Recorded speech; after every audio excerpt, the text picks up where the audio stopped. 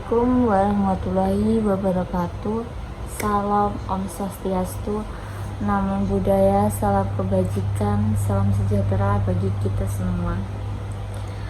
Sebelumnya, perkenalkan, saya Devanisa Firdausi Hasanah dari kelas peternakan KA dengan nomor induk mahasiswa 235 050 10 111 3033. Di sini saya akan menjelaskan terkait kasus saya yang saya ambil untuk memenuhi ujian tengah semester sosiologi peternakan. Sebelum memasuki ke kasus saya ingin menjelaskan apa sih sosiologi peternakan itu. Sosiologi peternakan yaitu cabang dari ilmu sosiologi yang mempelajari interaksi sosial, hubungan, dan struktur yang terbentuk dalam masyarakat yang terkait dengan aktivitas peternakan.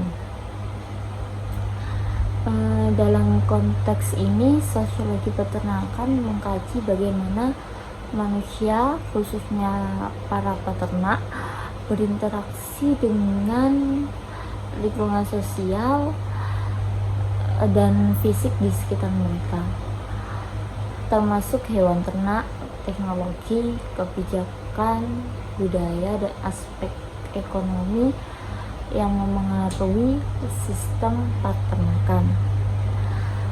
Selanjutnya kita masuk ke kasus saya. Kasus saya itu terdapatnya iklim tropis di Indonesia. Para peternak sulit menghadapi tantangan iklim tropis yang bisa membuat ternak menjadi stres, dan kurangnya para peternak tahu-menahu tentang pembuatan kandang dan penambahan pakan ternak yang baik untuk menghadapi iklim tropis. Untuk masalah utama pada kasus saya yaitu permasalahan iklim tropis yang membuat sistem metabolisme pada ternak sapi perah ini terganggu.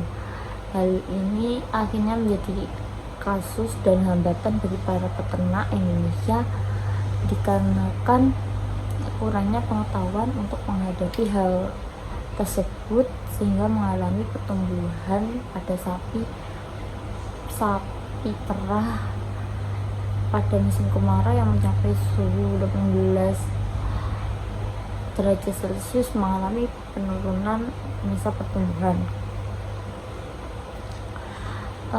Konflik yang terlibat dalam masalah terkait iklim tropis di Indonesia ini dan dampaknya terhadap peternak sapi dapat dilihat dari beberapa pihak yang terlibat, yaitu peternak, penyuluh pertanian, pemerintah, ahli peternakan, media sosial dan digital, NGO atau biasa disebut non-governmental organization, kemudian ada komunitas peternak. Nah, selanjutnya saya akan menjelaskan apa tadi dari beberapa pihak yang terlibat. Yang pertama itu kan tadi ada peternak. Nah, sebagai pihak yang paling terdampak secara langsung, peternak menghadapi kesulitan dalam menyesuaikan ternak sapi perah ini terhadap perubahan iklim yang ekstrim, terutama saat musim kemarau. Kurangnya pengetahuan yang mengenai cara adaptasi terhadap iklim dan manajemen pakan memperburuk situasi tersebut. Yang kedua, tadi ada penyuluh pertanian. Nah, untuk penyuluh pertanian ini berperan dalam memberikan edukasi kepada peternak terkait penggunaan limbah pertanian sebagai pakan alternatif serta teknik manajemen pakan dan adaptasi iklim. Namun seringkali terjadi kesenjangan antara informasi yang diberikan dengan penerapannya di lapangan. Yang ketiga ada pemerintah. Melalui dinas pertanian atau lembaga yang terkait, pemerintah itu sangat bertanggung jawab untuk menyediakan pelatihan, kebijakan, serta subsidi. Nah, konflik ini seharusnya mendapat dukungan yang diberikan oleh pemerintah, tetapi para pemerintah itu tidak mencukupi atau tidak merata pemberian subsidinya, sehingga banyak peternak tidak mendapatkan bantuan yang memadai. Selanjutnya ada ahli peternakan. Ahli peternakan ini melakukan penelitian terkait adaptasi ternak terhadap iklim. Namun seringkali hasil penelitian ini tidak tersosialisasikan secara maksimal. Kesenjangan antara teori dan praktik lapangan menjadi konflik yang paling besar untuk kasus ini.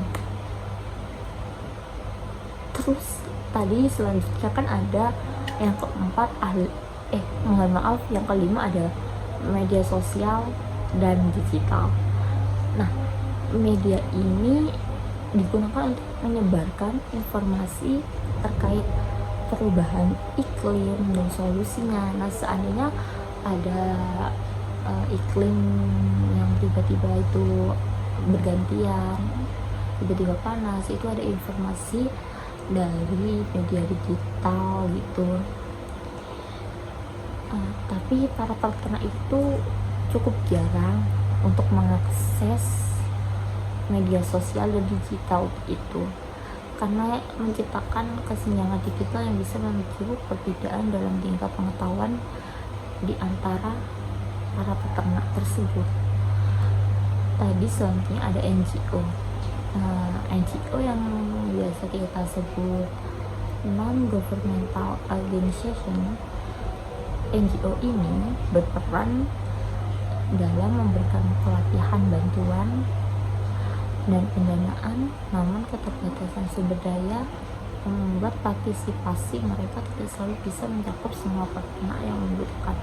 Hanya beberapa peternak yang dipilih oleh NGO untuk diberikan pendanaan. Yang ketujuh ada komunitas peternak.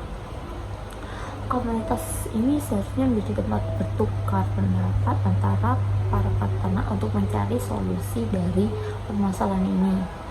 Namun juga bisa muncul perbedaan pandangan atau ketidakcocokan strategi yang menyebabkan konflik internal dalam komunitas. Konflik utama yang terjadi adalah keterbatasan akses terhadap informasi dan sumber daya antara peternak, serta kesenjangan dalam penerapan solusi yang ditawarkan oleh pihak-pihak terkait. Permasalahan ini cukup banyak berada di Indonesia. Permasalahan yang dihadapi dalam dunia peternakan di Indonesia, terutama dengan terkaitnya iklim tropis ini, dapat menyebabkan stres pada ternak dan metabolismenya ternak itu terganggu, khususnya pada sapi perah ya. Dan solusinya itu kita dapat mengedukasi para peternak tentang mengenai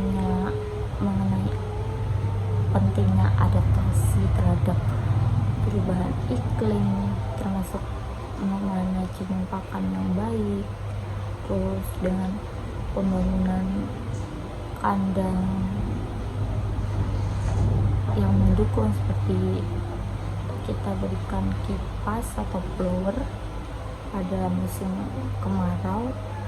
Terus kita dapat menjadi media untuk berbagai solusi dan informasi mengenai adaptasi iklim dengan para komunitas peternak dan platform digital. Nanti kan bisa dengan memberikan informasi cuaca pada platform digital atau informasi dari komunitas peternak-peternak. Intinya begitu. Terima kasih. Wassalamualaikum warahmatullahi wabarakatuh.